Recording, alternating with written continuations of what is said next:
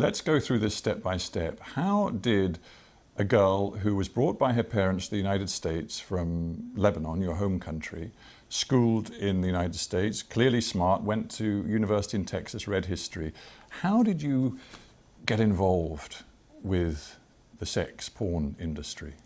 I don't think low self-esteem discriminates against anyone. It doesn't matter if you come from a great family or if you come from a not so great background. I struggled my entire childhood with weight, and I never felt attractive or worthy of male attention. And suddenly, my first year of college, I start losing all this weight from making small changes. And by the time I graduated, I was ready to make a bigger difference. I felt extremely self-conscious about my breasts because that was the first thing to go when I lost all the weight. I lost about 50 pounds. I don't know how many kilos that is, or stones. Well, it's a considerable amount of weight. Yeah. It changed your body, it changed you physically. Completely. Yeah. So my biggest insecurity was my breasts. So I wanted to more or less go back to what they normally were.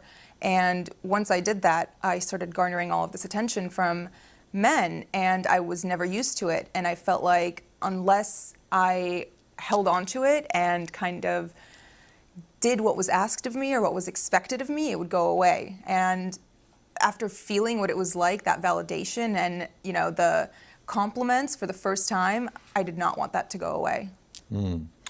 You were spotted, I think, on a street. I mean, there you were a young graduate wanting to sort of find a job, and you were spotted on a street by a guy who said, I can work with you, and clearly he opened up and said, it's the porn business. What was it in you that far from running away, was drawn into it? It wasn't. That's not how it was. It wasn't just, hey, do you want to come do porn? It was more so, oh, you're beautiful. Like, would you like to do some modeling? Oh, you know, you have a great body. Like, I think you'd be great in nude modeling. Things like that. And after I came and toured the studio, you know, it was very respectable. It was a gorgeous location. It was in Miami, in Doral, Florida. It was clean. Everyone who worked there was nice. All of their cubicles were decorated with family photos. Like, it was nothing dodgy or that made me uncomfortable. And after the first time I went in wasn't the first time I filmed a porn movie. It was the second time. The first time was more so, do you want to do this? Like, sign the paperwork, et cetera, et cetera. So these guys, they just saw you, frankly, as a money machine. Absolutely. But you still had no advisors, you had no lawyer, you had no nothing. So I was what 21-year-old has a lawyer on retainer? I'm just trying to get my head around how stressful this must have been, and whether even now, because you sit here so poised, and obviously a lot of time has passed and you've moved on, but do you think there is some sort of post-traumatic stress that is in you from this experience? Yes, and I think it kicks in mostly when I go out in public, because the stares I get, I feel like people can see through my clothes, and it brings me deep shame.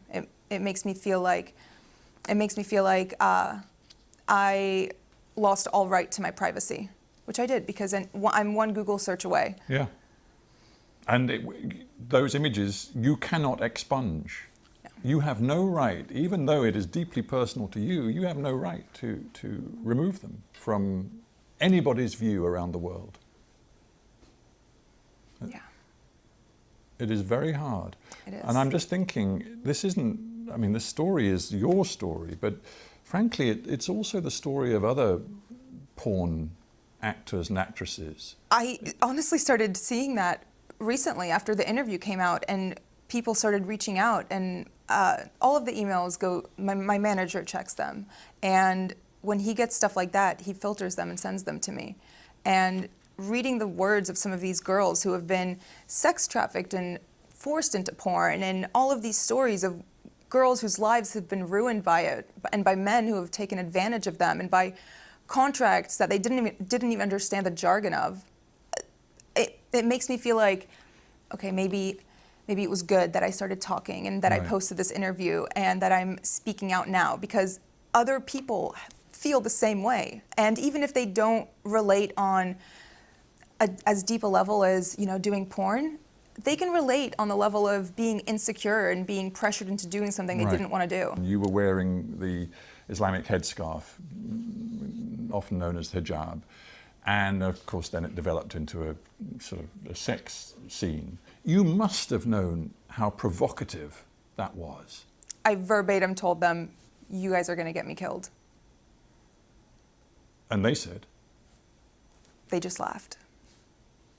why didn't you then say, I'm not doing it? Intimidation. I was scared. But I knew that if I said no, it would, you know, they're not going to force you to do it. At that point, that's rape. No one's going to force you to have sex. But I was still scared. I mean, have you ever felt scared not scared, but nervous to speak up and say something at a restaurant when your food's not right and the waiter comes by and says, "How is everything?" I was intimidated. I was nervous.